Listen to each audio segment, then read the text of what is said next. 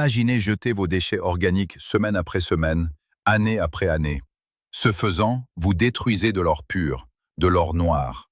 C'est la substance qui rend votre sol fertile, nourrit vos plantes et garantit votre indépendance. Alors que les prix des engrais explosent et que les chaînes d'approvisionnement deviennent de plus en plus fragiles, les gens jettent la solution à la poubelle chaque jour. Un foyer moyen produit entre 150 et 200 kg de déchets organiques par an. Ce n'est pas seulement un potentiel gaspillé, mais la destruction active de ressources que vous paierez plus tard très cher sous forme d'engrais synthétiques. Mais il y a un problème. La plupart des gens échouent dans le compostage. Puanteurs, mouches, rats, des semaines d'attente et finalement un abandon frustré. J'ai parlé avec des centaines de personnes qui m'ont dit avoir essayé. Elles ont commencé un tas plein de bonnes intentions, mais après quelques semaines, il s'est transformé en une masse puante et collante. Les voisins se sont plaints, des essaims de mouches sont arrivés, et mois après mois, rien ne se passait, jusqu'à ce qu'ils finissent par tout apporter à la déchetterie par frustration. Pourtant, le compost n'est pas un luxe, c'est le fondement d'une autosuffisance fonctionnelle. Aujourd'hui, je vais vous montrer non seulement la théorie, mais le système complet. Étape par étape et détail par détail, j'explique comment vous pouvez produire du compost en un temps record, sans puanteur, sans mouches et sans devinette. C'est un système qui fonctionne parce qu'il est basé sur la science et non sur l'espoir. Si une véritable indépendance est importante pour vous et que vous recherchez des connaissances qui fonctionnent réellement, alors restez à l'écoute jusqu'à la fin. À la fin, tout s'assemblera et vous comprendrez exactement pourquoi ces principes font la différence entre un tas de déchets puants et un humus précieux. Vous saisirez pourquoi la plupart échouent et comment vous pouvez être parmi les rares qui le maîtrisent.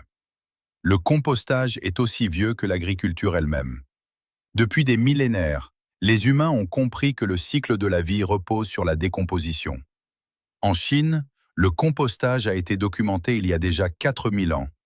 Les Romains ont écrit des instructions détaillées et les agriculteurs médiévaux savaient exactement à quel point le fumier décomposé et les déchets végétaux étaient précieux.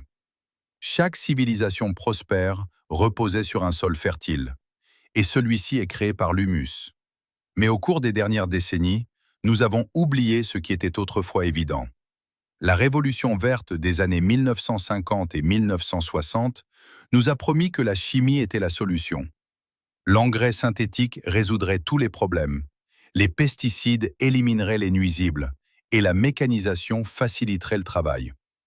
Pendant un certain temps, cela a fonctionné. Les rendements ont augmenté, la population s'est accrue. Mais la facture est arrivée plus tard. Le sol a été épuisé. La teneur en humus est passée d'un original 5 à 10% à moins de 2%. L'érosion a augmenté et la capacité de rétention d'eau a chuté. Les sols sont devenus dépendants d'une fertilisation permanente, comme un drogué de sa dose.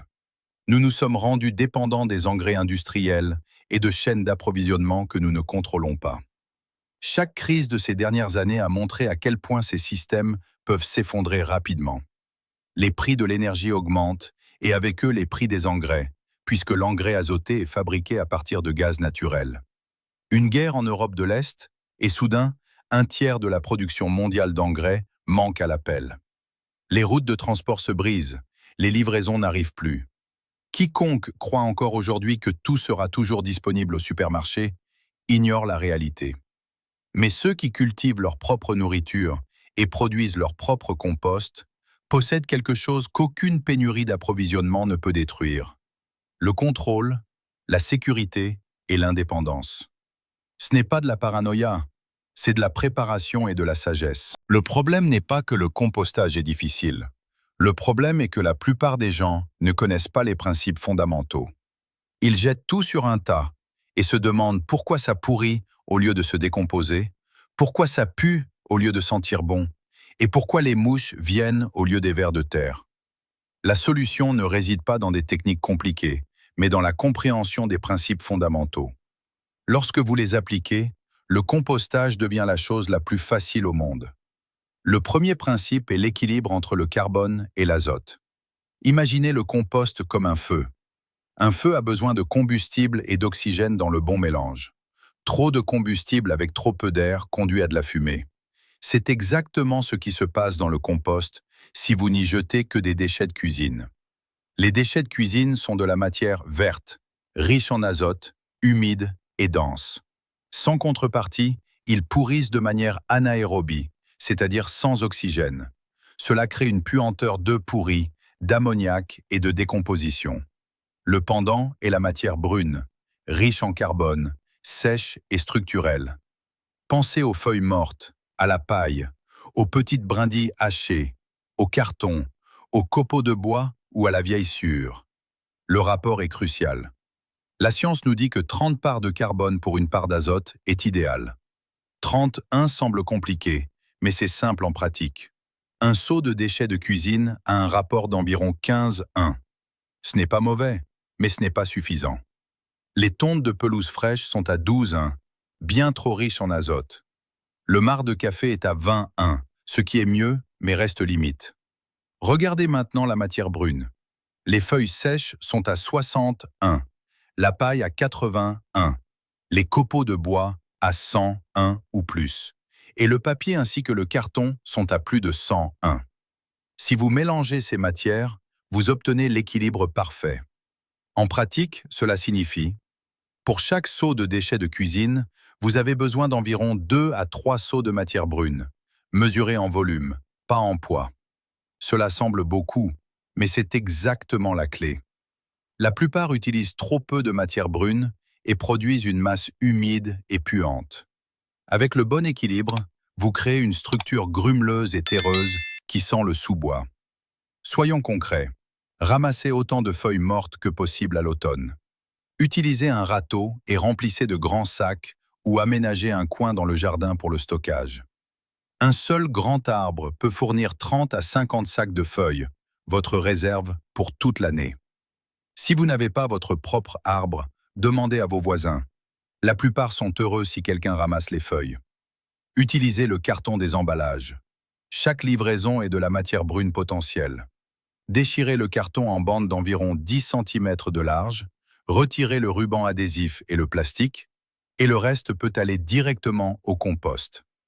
Vous pouvez utiliser de la sciure si vous avez accès à un atelier, mais attention, utilisez uniquement du bois non traité. Utilisez la sciure avec parcimonie, maximum 10% du volume, car elle peut s'agglomérer. Les copeaux de bois sont préférables, car ils créent une structure et se décomposent plus lentement. La paille est excellente et économique. Coupez-la en morceaux de 20 à 30 cm de long pour qu'elle se mélange mieux. Le foin fonctionne aussi, mais assurez-vous qu'il ne contient pas de graines, à moins que votre compost ne devienne assez chaud. Cette matière brune est votre assurance contre la puanteur et les mouches. Chaque fois que vous ajoutez des déchets de cuisine, couvrez-les immédiatement d'une couche de 10 à 15 cm d'épaisseur de matière brune. Cette couche est une barrière physique. Les mouches ne peuvent pas atteindre les déchets, l'odeur reste à l'intérieur et la structure reste aérée. Le deuxième principe est la chaleur. Si vous voulez du compost en un temps record, vous devez générer de la température. Un compost à froid prend 1 an ou plus. Un compost à chaud est prêt en 6 à 8 semaines. La différence réside dans l'activité des micro-organismes. Pour chauffer une pièce, une petite bougie ne fait rien. La chaleur s'évapore. Vous avez besoin d'un poêle avec de la masse. C'est la même chose avec le compost. Un petit tas perd sa chaleur trop rapidement. Vous avez besoin de masse, au moins 1 mètre cube. 1,5 mètre est idéal. À cette taille, une isolation se crée. Les micro-organismes à l'intérieur travaillent si intensément que la température monte à 50, 60 ou même 70 degrés Celsius.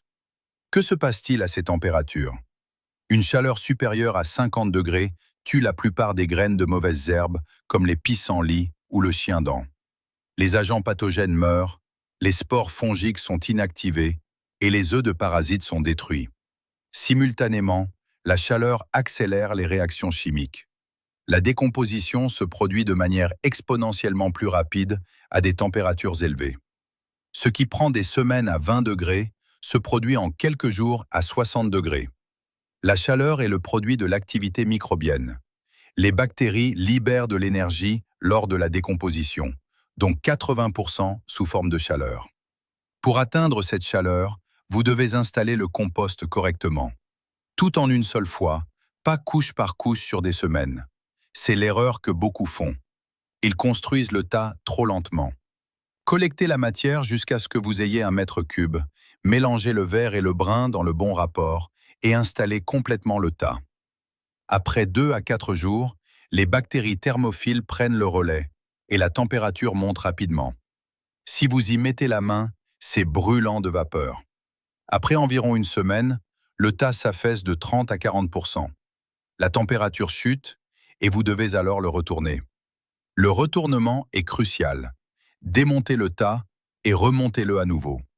L'extérieur va à l'intérieur à l'extérieur. Ce faisant, vous aérez, mélangez et redistribuez l'humidité. La température remonte souvent à 50 degrés après cela. Après 1 ou 2 semaines supplémentaires, retournez-le encore. Laissez ensuite le tas mûrir. Un compost immature peut inhiber la croissance des racines. Dans la phase de maturation, le pH se stabilise et l'azote est converti en une forme stable. Le troisième principe est l'humidité. L'eau, c'est la vie, mais trop d'eau est mortelle. La règle d'or, prenez une poignée de compost et pressez fermement. Seules quelques gouttes doivent sortir, pas un filet. Il doit être comme une éponge bien essorée. S'il est trop humide, l'eau déplace l'oxygène et les bactéries anaérobies créent une puanteur. Couvrez le compost pour qu'il ne soit pas détrempé lors de fortes pluies. Utilisez une bâche avec un espace d'air, une natte de paille ou une épaisse couche de feuilles. Durant les étés secs, vous devrez peut-être arroser, mais abondamment, pas seulement en surface. Le quatrième principe est l'aération. L'oxygène décide entre la décomposition, aérobie, et la putréfaction, anaérobie. Si ça pue, c'est que l'oxygène manque. Les micro-organismes le consomment rapidement, l'aération est donc critique. La matière brune structurelle crée des cavités qui agissent comme des canaux d'air. Le retournement apporte également de l'oxygène frais. Certains utilisent des tuyaux perforés dans le tas ou des aérateurs de compost, des tiges avec des ailettes pliantes. Pour la plupart des jardiniers, cependant, le retournement à la fourche est la méthode la plus efficace. Le cinquième principe est le broyage. Plus la surface est grande par rapport au volume, plus la décomposition est rapide. Une pomme entière met des mois, une pomme mixée seulement quelques jours. Idéalement, broyez tout entre 2 et 5 cm. Vous pouvez couper ou hacher brièvement les déchets de cuisine. Les déchets de jardin comme les plantes vivaces ou les branches doivent passer au broyeur. Un broyeur transforme les déchets encombrants en une matière précieuse et facilite grandement le mélange. Le sixième principe est le recouvrement. Un compost ouvert invite les mouches. La solution est simple. Couvrez chaque nouvel ajout immédiatement avec 10 à 15 cm de matière brune, de terre ou de compost mi-mûr. C'est une barrière contre les odeurs et une protection physique. Qu'est-ce qui va au compost? Les bonnes matières vertes comprennent les restes de légumes et de fruits, le marc de café, les sachets de thé, sans plastique, et les tontes de pelouse fraîche, en couches minces. Les bonnes matières brunes comprennent les feuilles sèches, la paille, les copeaux de bois, le carton et les coquilles d'œufs écrasées. Vous devez éviter les restes de nourriture cuite, la viande, le poisson, ainsi que les huiles et les graisses, car ils attirent les rats et inhibent la décomposition. Les parties de plantes malades ne vont que dans un compost garanti à chaud. Les excréments d'animaux carnivores, chiens, chats, sont tabous à cause des parasites. Cependant, le fumier d'herbivores, chevaux, poules, lapins, est excellent. Évitez le bois traité, le carton brillant, microplastique, et les grandes quantités de cendres, qui pourraient trop augmenter le pH. La cendre de charbon est totalement inadaptée en raison des polluants. L'équilibre et la diversité sont les forces de votre compost. Plus vous mélangez de matières différentes, plus le processus devient stable. Le compostage est de la microbiologie appliquée. Si vous optimisez les conditions pour les bactéries et les champignons, vous recevez de l'or noir en retour. L'humus, la substance la plus fertile de la nature. Un compost bien géré sent le sous-bois et la pluie, pas la pourriture. En pratique, cela signifie utiliser un composteur d'un volume d'au moins 1 m3. Un système à 3 bacs est idéal. Un bac pour la collecte, un pour la phase chaude et un pour la maturation. De cette façon, vous avez un flux continu et pouvez récolter un lot toutes les 6 à 8 semaines. L'emplacement doit être à la mi-ombre sur un sol naturel, afin que les organismes du sol puissent y migrer. Le compost n'est pas seulement un engrais. Il améliore la structure du sol, stocke l'eau et séquestre le carbone à long terme. C'est une protection active du climat à petite échelle. Un sol riche en humus et résistant à la sécheresse et aux fortes pluies. À une époque où l'agriculture industrielle épuise les sols, le compost est un acte de résistance et de guérison. Si vous commencez de zéro, vous pouvez inoculer le tas avec une pelle de compost finie pour introduire les bons micro-organismes. Après cela, le système s'entretient de lui-même. Pour des problèmes comme la puanteur ou le manque de chaleur, corrigez simplement les facteurs. Plus de matière brune pour l'odeur, plus de matière verte ou d'eau pour le manque de chaleur. Imaginez-vous dans votre jardin au printemps. Le sol est sombre et vivant parce que vous y avez incorporé votre propre compost. Vos plantes poussent vigoureuses et saines, sans engrais synthétiques. Vos tomates ont un goût aromatique et intense. C'est l'autosuffisance dans sa forme la plus pure. Vous avez fermé le cycle. Dans les années à venir, les systèmes mondiaux continueront d'être sous pression. Ceux qui apprennent aujourd'hui à produire leur propre fertilité seront indépendants. Le compost en est le fondement. Ce n'est pas spectaculaire, mais fondamental. Il sépare ceux qui restent dépendants de ceux qui prennent leur liberté en main. Chaque seau de déchets que vous transformez est un pas dans la bonne direction. Vous n'avez pas besoin d'une surface immense ou d'un équipement coûteux, seulement de la connaissance et de la constance. Commencez à collecter aujourd'hui. Installez votre premier tas. Découvrez comment les déchets deviennent de l'or noir et comment la connaissance devient un véritable pouvoir. C'est le début de votre indépendance. Si cette histoire a changé votre vision des prétendus déchets dans votre jardin, alors abonnez-vous à cette chaîne et mettez un pouce bleu à cette vidéo. Ici, nous déterrons l'histoire et les connaissances qui restent souvent cachées. Plantez l'avenir avec nous. Le prochain trésor de connaissances sera déterré très bientôt.